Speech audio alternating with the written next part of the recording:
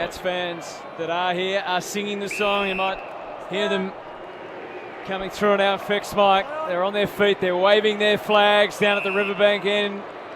They are singing "We Are Geelong" proudly as they might.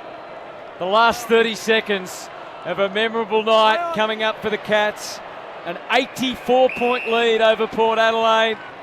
The ball is under the old scoreboard at this famous cricket and football ground, and it's a scoreboard that reflects another dominant performance by Geelong. They lead by 84 points as we count down to the siren of an absolute domination in this qualifying final. Ball in dispute. Cats have the footy as they have most of the night. Well, some of the names may have changed, but the end result is the same.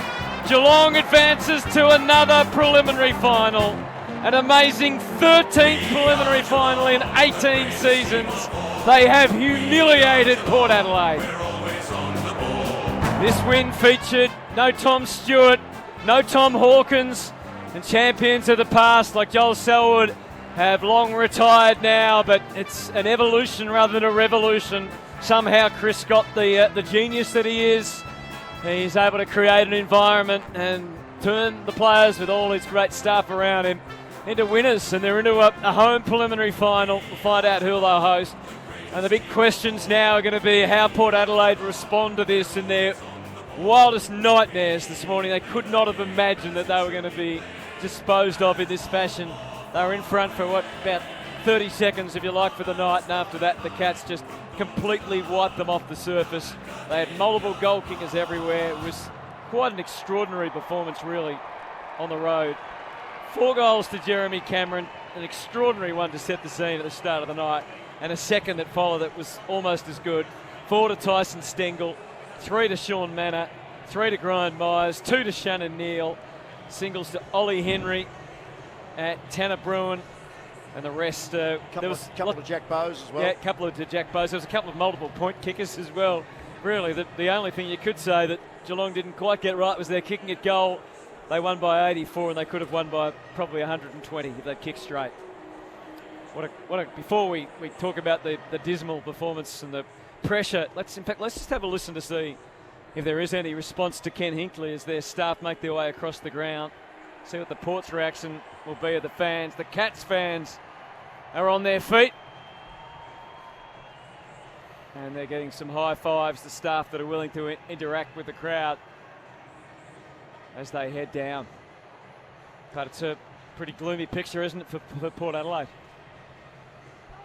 Yeah, it certainly is. It's been almost morgue-like here at the Adelaide Oval for such a big part of the night. As you said, a brief flurry in the second term and probably the last 10 minutes or so of the first quarter.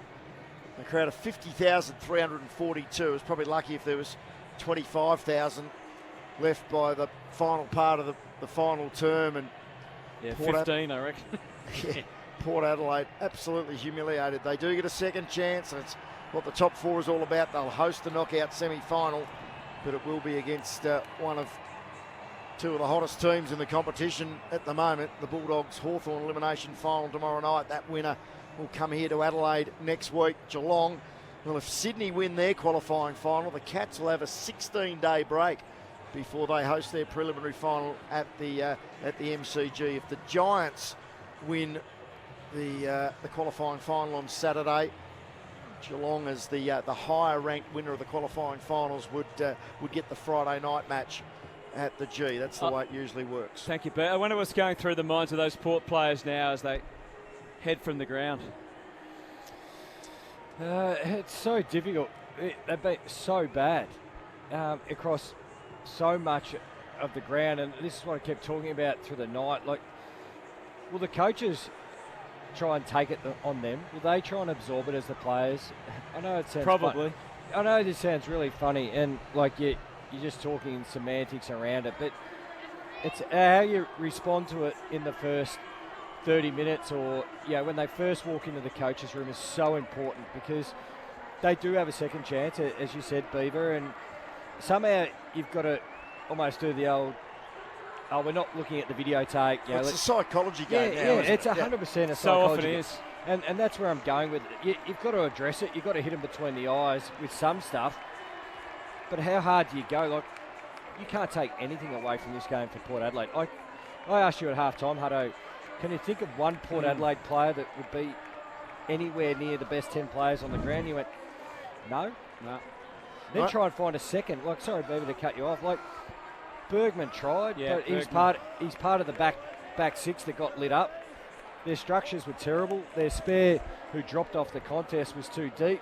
Their work around the contest from their star mids was, their initial contest, but then they got absolutely lit up on the outside, everywhere across the ground. What was the uncontested? That was the big number. 228 to 154 in the end. So nearly plus 70. But that's just transition. That's your ability to put pressure on. It's structure. Look, we highlighted this midweek. Geelong, the way that they were going to play this game was bring everyone up high, beat you out the back, and then what they did with Aaliyah is, Jeremy Cameron, okay, Aaliyah, you're a good defender. I'll come up high. If you play off me, we'll just use the ones through it, and when we get deeper, we'll just keep hitting up on the lead because he refuses to defend the lead. And then we go to the forward line for Port Adelaide. It was sad to see Big Charlie moving around the way he did. I like to see players go well. I don't like to heap on them, but if the ball wasn't kicked to him perfectly, which didn't happen much tonight, he was just out of the game. And he couldn't get himself off the ground. He couldn't even launch at the footy. That might be the last time It might be. we see him But- in the league. He turns 34 later this month. But Radaglia promises so much, and he delivered it. Yeah, well, He I delivered wrote in down in Atlas. my notes today when I was just like next to Radaglia, and I got being a Geelong spot, I got a real soft spot for him, and hope he does well. But he's a forward that doesn't kick goals. I mean, that doesn't That's mean a strange position it to is play a at AFL level. Yeah, he's kicked 4 goals. I know he hasn't been there all year, but goalless the last 3 weeks. But probably the most disappointing for me, especially in the first half, he got into the contest, and let's flip it around the other way. It was Jack Henry was very good on him. Yeah. But he's incredibly undersized against Radaglia. He was getting outmarked and outmanoeuvred by someone, who shouldn't be in his same weight division, Beaver. Like, you wouldn't pair those two in a boxing fight. And they just got schooled tonight, Port Adelaide. So that's what I'm saying. It's part players. When I said at half-time, is it energy and effort, or is it the coach's structure and setup? And they got absolutely schooled. Outside of Marshall, they haven't got much wriggle room Yeah, I either think for Marshall- the injury. Marshall will play next week. Where's He's Ollie staggered Lord? if he... Where's Ollie Lord? Yeah, well, I Yeah, guess they he's could another bring them option. both in. They might drop. They could drop Radaglia. Ollie and Lord kicked 4 in a final. Yeah, last year. Dixon didn't play in the second final last year. All the key injuries, they were gone for the year. Yeah. And Houston's suspended Yeah. for the season. So that's- Farrell's gone. Finlayson's gone. Powell Pepper's gone. They're all season-ending injuries. Yeah. So Travis Boak was one of their best players tonight. He's 36 and played 368 games. Yeah, but I know it explains a little bit, but it doesn't explain that performance. No. Like I Their saw, lack of pressure, really, overall. and there are some really, really bad edits from scores from stoppage. Now, stoppage, you should be your most well set. Yeah. Because everyone does. Like, that's what coaches spend, all their time when you do all those edits. The Ollie Henry one where I think it might have been you, Beaver, goes, it just landed in his lap in the goal square. Now, you go back and watch it, you go, how's a ball on the Bunnings replay. on the Bunnings replay, of course, Beaver. How do you have a boundary throw in that's only 30 metres out? We have, 5 seconds, tick, tick, tick, and all of a sudden Ollie Henry is by himself in the goal square.